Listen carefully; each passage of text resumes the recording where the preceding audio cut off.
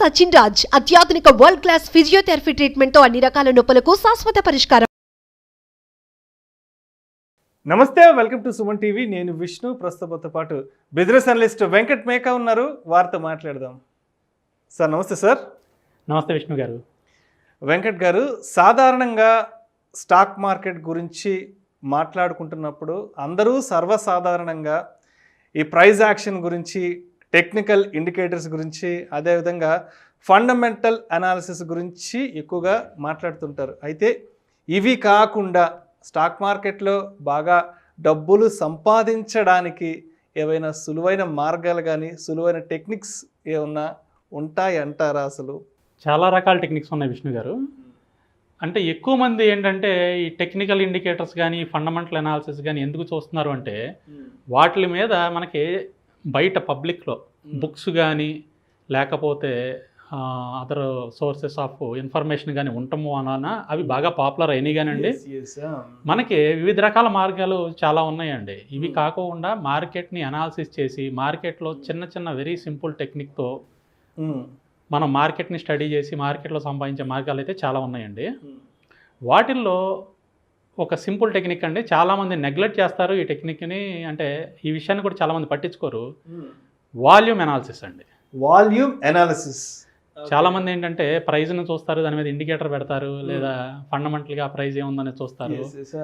ROC అంటారు, ROE అంటారు, PE అంటారు, ఇలా రకరకాలుగా ఫండమెంటల్ అనాలిసిస్ కూడా చేస్తారు. కానీ వాల్యూమ్ మీద అనాలిసిస్ చేసే వాళ్ళు చాలా తక్కువ మంది ఉన్నారండి. లేరు అని అనట్లేదు, చాలా తక్కువ మంది ఉన్నారు. కాకపోతే పాపులారిటీ అనేది మిగతా వాటితో పోలిస్తే కంపారిటివ్లీ వెరీ లో అండి. సో మనం వాల్యూమ్ అనాలిసిస్ మీద కాన్సన్ట్రేట్ చేసి దాన్ని బేస్ చేసుకుని మనం కనుక చూసుకోగలిగితే ఇంట్రాడేలో అయినా పొజిషనల్గా అయినా ఎలా అయినా కూడా స్టాక్ యొక్క మూమెంట్ మనకు అర్థమైపోతుందండి. ఓకే. సో వాల్యూమ్ ఏం చెప్తుంది మనకి, దానిలో ఉన్న స్ట్రెంగ్త్ ఎంత, బయింగ్ స్ట్రెంగ్త్ ఎంత ఉంది, సెల్లింగ్ స్ట్రెంగ్త్ ఉంది, ఎటు సైడ్ మూమెంటం ఎక్కువ ఉందో మనకి తెలిస్తే మనకి బయింగ్ స్ట్రెంగ్త్ కనపడింది అనుకోండి బై వైపు వెళ్తాం, సెల్లింగ్ స్ట్రెంగ్త్ వాల్యూమ్లో ఎక్కువ ఉందనుకోండి సెల్ సైడ్ వెళ్తాం. చాలామంది అంటారు ప్రతి ట్రాన్సాక్షన్కి equal number of buyers sellers ఉన్నారు, ఇంకా దాంట్లో బయింగ్ స్ట్రెంత్ ఏంటి, సెల్లింగ్ స్ట్రెంత్ ఏంటి అంటారు. కానీ అది ఉన్నా కూడా బయింగ్ స్ట్రెంత్, సెల్లింగ్ స్ట్రెంత్ అనేది మనం కనుక్కోవచ్చండి. సో దానికి వేరే టెక్నిక్స్ చాలా ఉన్నాయి. సో ఈ వాల్యూమ్ అనాలిసిస్ మీద ఒక ఇంట్రాడే సింపుల్ టెక్నిక్తో ఇంట్రాడే ఒక స్ట్రాటజీ ఒకటి నేను చెప్తానండి. ఈ టెక్నిక్ ద్వారా ఏం ఇండికేటర్లు యూజ్ చేయకుండా కేవలం వాల్యూమ్ని అబ్జర్వ్ చేస్తా మనం ఇంట్రాడేలో చాలా సింపుల్గా డబ్బులు సంపాదించే మార్గం అనేది నేను ఇప్పుడు చెప్తానండి. దాన్ని ఇంట్రాడే అనుకోండి, లేకపోతే 1 or 2 days హోల్డింగ్ కాబట్టి బీటీఎస్టీ అనుకోవచ్చు, ఎలా అయినా అనుకోండి. బీటీఎస్టీ అంటే కొంతమంది తెలియకపోవచ్చు, దాన్ని బై టుడే సెల్ టుమారో అంటారు. Okay okay. సో అంటే ఈ రోజు కొని రేపు అమ్మొచ్చు. అంటే టార్గెట్ ఈ రోజు వస్తే ఈ రోజు అమ్ముతాం, ఇంట్రాడే అవుతుంది. ఈ రోజు రాకపోతే రేపటి వరకు ఉంచుకుంటాం, దాన్ని బీటీఎస్టీ అంటారు. ఒకవేళ టార్గెట్ రేపు కూడా రాకపోతే ఎల్లుండికి వస్తుందండి. సో ఎలా జరిగినా టార్గెట్ రావడం అయితే పక్కా అనమాట. సో దాదాపుగా మీకు 90% ఆఫ్ ది టైం మనకి టార్గెట్ వస్తుందండి. చాలా తక్కువ టైం, ఓన్లీ 10% ఆఫ్ ది టైమే మనకి టార్గెట్ రాలేదు, అంటే మా పర్సనల్ అబ్జర్వేషన్లో. అంటే ఇక్కడ చూసింగ్ ఆఫ్ స్టాక్ కూడా చాలా ఇంపార్టెంట్. ఈ స్ట్రాటజీతో పాటు ఒక చిన్న కామన్ సెన్స్ కూడా ఉపయోగించుకుంటే మన స్ట్రాటజీ అనేది మంచి సక్సెస్ రేట్ వస్తుందండి. సో అంతా సిస్టమ్ మీదే వదిలేయకుండా కొంత మన కామన్ సెన్స్ కూడా పెట్టాలి అక్కడ. అంతే కదండి. ఆబ్వియస్లీ. ఇప్పుడు డ్రైవర్ లేని కార్ అని చెప్పేసి అందరూ ఎక్కుతారు. మన పంజాగుట్లో తోలమంటే డ్రైవర్ లేని కార్ వెళ్తుందా? లేదు కదా. సో అక్కడ మనం ఖచ్చితంగా స్టీరింగ్ కంట్రోల్ తీసుకోవాలి కొద్దిగా. సో మార్కెట్ కూడా అంతే. పూర్తిగా స్ట్రాటజీ మీద మనం పూర్తిగా వదలకుండా ఒక 5%, 10% మన కామన్ సెన్స్ కూడా ఉపయోగించి, అంటే స్టాక్ సెలక్షన్ వరకు మాత్రమే మనం ఉపయోగించి చేసుకుంటే ఖచ్చితంగా మంచి సక్సెస్లోకి వెళ్తామండి. నేను అంతకుముందు వీడియోస్లో కూడా ఇలాంటి సింపుల్ టెక్నిక్స్తో కొన్ని స్ట్రాటజీస్ చెప్పాను, కొన్ని గ్రాఫ్స్ కూడా ఇచ్చారు. అవునండి, దానికి కూడా మంచి రెస్పాన్స్ వచ్చింది. నాకు పర్సనల్గా కూడా చాలామంది కాల్ చేశారు. సో మేము రీసెంట్గా మార్కెట్లోకి వచ్చామండి, ఈ స్ట్రాటజీస్ మాకు బాగా యూజ్ అయినాయి, మేము చేస్తున్నామని కూడా చెప్పారు. నా టెలిగ్రామ్ ఛానల్లో కూడా జాయిన్ అయ్యి బాగా ఇచ్చేసారు అనమాట. సో ఒకసారి ఈ స్ట్రాటజీ గురించి నేను డిస్కస్ చేస్తానండి. ఒకసారి చెప్తాను దీని గురించి. మనం స్టాక్ సెలెక్షన్ చేసుకున్న తర్వాత ఏదైనా స్టాకు మనం అబ్జర్వ్ చేయాల్సిన పాయింట్ ఏంటంటే, దాన్ని tradingview.com అనే వెబ్సైట్లో ఆ స్టాక్ యొక్క క్యాండిల్ స్టిక్ చార్ట్ని ఓపెన్ చేయండి. సో tradingview.com ఏంటంటే మనకి ఫ్రీగా చార్టింగ్ సాఫ్ట్వేర్ అండి, ఫ్రీగా చార్ట్స్ని ప్రొవైడ్ చేస్తుంది అనమాట. ప్రపంచంలో ఏ స్టాక్కి సంబంధించిన చార్ట్ అయినా దాంట్లో మనం ఫ్రీగా చూడొచ్చు. సో tradingview.comలో ఆ స్టాక్ యొక్క క్యాండిల్ స్టిక్ ప్యాటర్న్ చార్ట్ని, టైప్స్ ఆఫ్ చార్ట్స్ అని ఉంటాయండి, వాటిలో క్యాండిల్ స్టిక్ ప్యాటర్న్ చార్ట్ని మనం ఓపెన్ చేసిన తర్వాత దాన్ని టైం ఫ్రేమ్ 15 నిమిషాల టైం ఫ్రేమ్ పెట్టుకోవాలండి. ట్రేడింగ్వ్యూలో క్యాండిల్ స్టిక్ చార్ట్ ఓపెన్ చేసి దాంట్లో 15 నిమిషాల టైం ఫ్రేమ్ పెట్టుకోవాలి. నేను ఇది ఎలాబరేట్గా ఎందుకు చెప్తున్నానంటే కొత్త వాళ్ళు చాలామంది చూస్తున్నారు కాబట్టి వాళ్ళకి అర్థం అవటం కోసం, తెలిసిన వాళ్ళు బోర్ అనుకోవద్దు.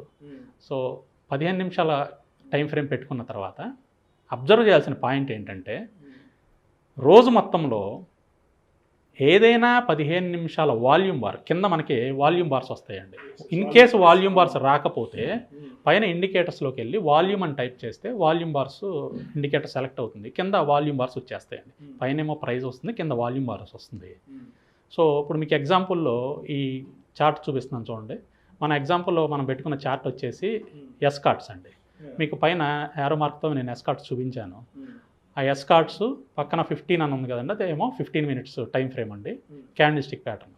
సో ఎస్కార్ట్స్ 15 మినిట్స్ చార్ట్లో నేను కింద వాల్యూమ్ బార్స్ని మార్క్ చేశాను చూడండి. అక్కడ వాల్యూమ్ బార్లో 15 నిమిషాల వాల్యూమ్ బారు ఏదైతే ఉందో మార్క్ చేసింది అది ప్రీవియస్ 3 డేస్ వాల్యూమ్ బార్స్ ఏదైతే ఉంటాయో ఆ 3 డేస్ వాల్యూమ్ బార్స్ కన్నా కూడా నేను మార్క్ చేసిన వాల్యూమ్ బార్ పెద్దగా ఉంటుంది. అంటే ఏదైనా వాల్యూమ్ బారు ప్రీవియస్ 3 డేస్ వాల్యూమ్ బార్స్ కన్నా పెద్దగా ఉండి దానికన్నా ముందు వాల్యూమ్ బార్ కన్నా కూడా ఇది 2 టైమ్స్ పెద్దగా ఉండాలి. ప్రీవియస్ 3 డేస్ వాల్యూమ్ బార్ కన్నా హైయెస్ట్ ఉండాలి, ముందు వాల్యూమ్ బార్కి 2 టైమ్స్ హైయెస్ట్ ఉండాలి. ఆ ఉన్న వాల్యూమ్ బార్నే మనం సెలెక్ట్ చేసుకోవాలి. సో ఆ వాల్యూమ్ బార్ ఏ క్యాండిల్లో అయితే వచ్చిందో దాన్ని మనం ట్రిగ్గర్ క్యాండిల్ అంటాం.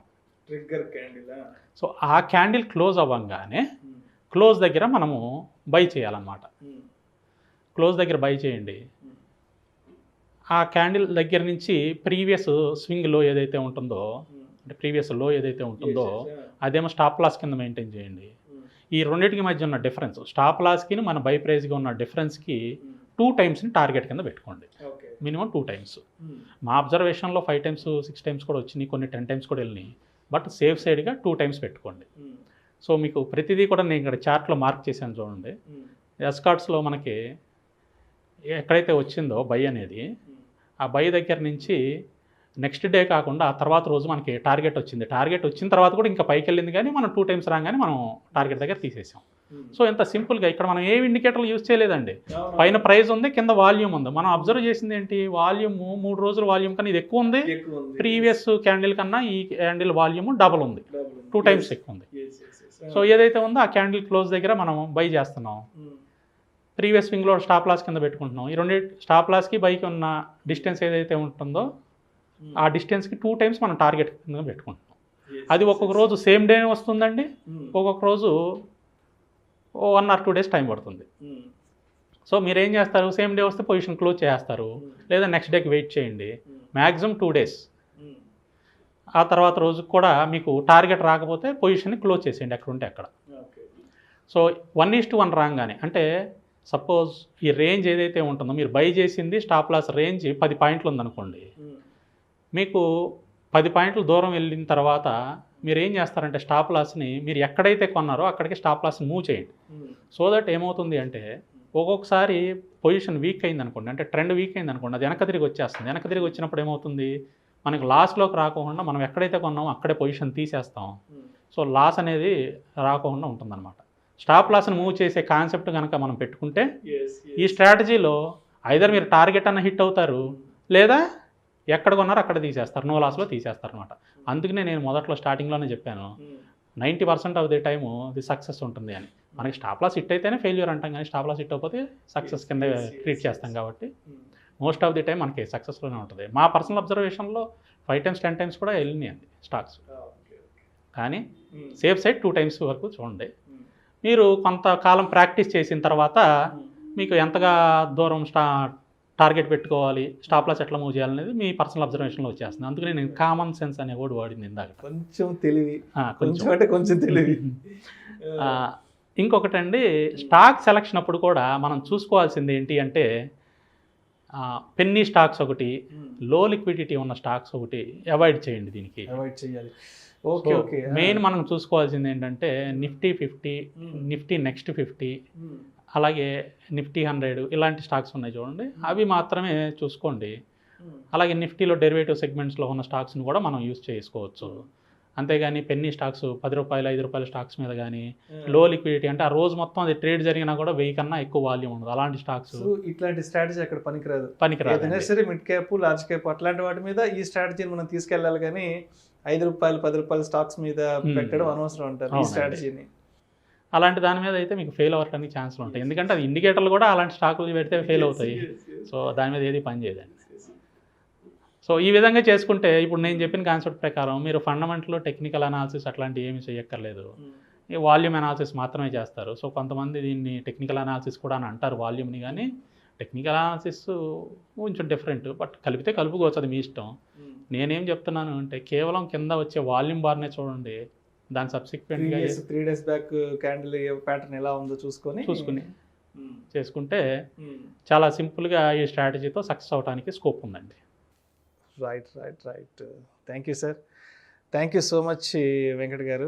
పెద్ద టెక్నికల్ ఇండికేటర్స్ అవసరం లేకుండానే, ఫండమెంటల్ అనాలిసిస్ అవసరం లేకుండానే కాస్త తెలివి ఉపయోగించి మరి కాసులు కురిపించే ఈ టెక్నిక్ని మనం ఏ విధంగా ఐడెంటిఫై చేసుకోవాలి, స్టాక్ మార్కెట్లో డబ్బులు కొంచెం తెలివి ఉపయోగించి ఏ విధంగా సంపాదించుకోవాలి, దానికి ఉన్న సింపుల్ టెక్నిక్స్ ఏంది అనే అంశం గురించి ఆడియన్స్కి చాలా క్రిస్టల్ క్లియర్గా డీటెయిల్డ్గా ఎక్స్ప్లెయిన్ చేశారు sir. Thank you so much sir.